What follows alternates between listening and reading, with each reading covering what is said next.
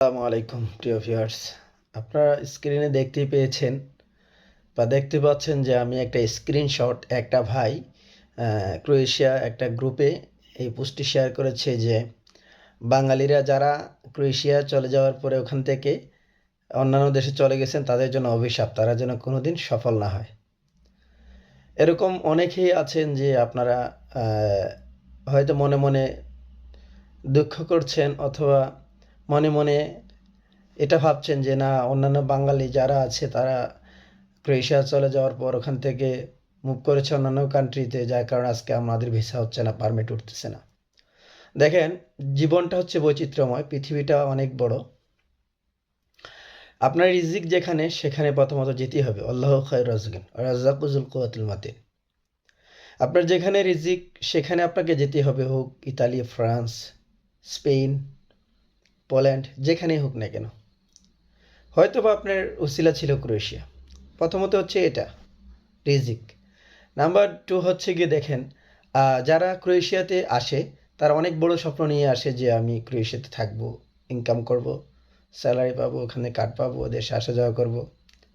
এই আশা নিয়েই কিন্তু সবাই আসে, অনেক ঋণের বোঝা নিয়ে আসে।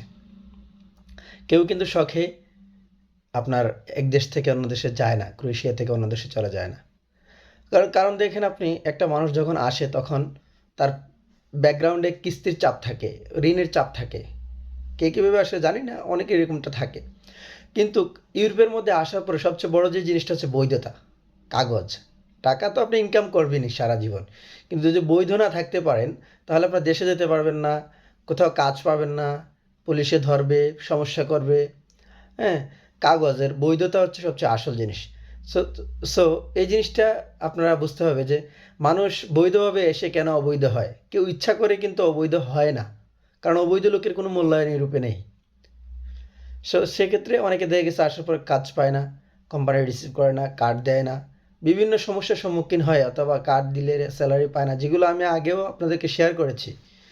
আজকে আবারও আসলাম এই কারণেই, দেখেন আপনি যে অভিশাপটা দিলেন সফল না হোক, এটা অত্যন্ত আপনার বোকামি, আর আপনি দিয়েছেন ঢালাওভাবে।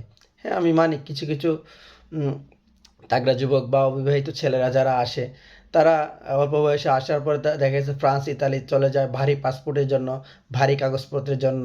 যার কারণে এটার পরিমাণ খুবই কম, 5% অথবা 10% হতে পারে। কিন্তু আপনি যে ঢালাওভাবে সবাইকে অভিশাপ দিলেন সেটা কিন্তু ঠিক না।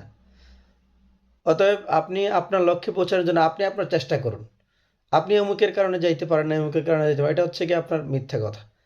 আমার আগেও অনেকে ট্রাই করছে কিন্তু এখন পর্যন্ত আসতে পারে নাই।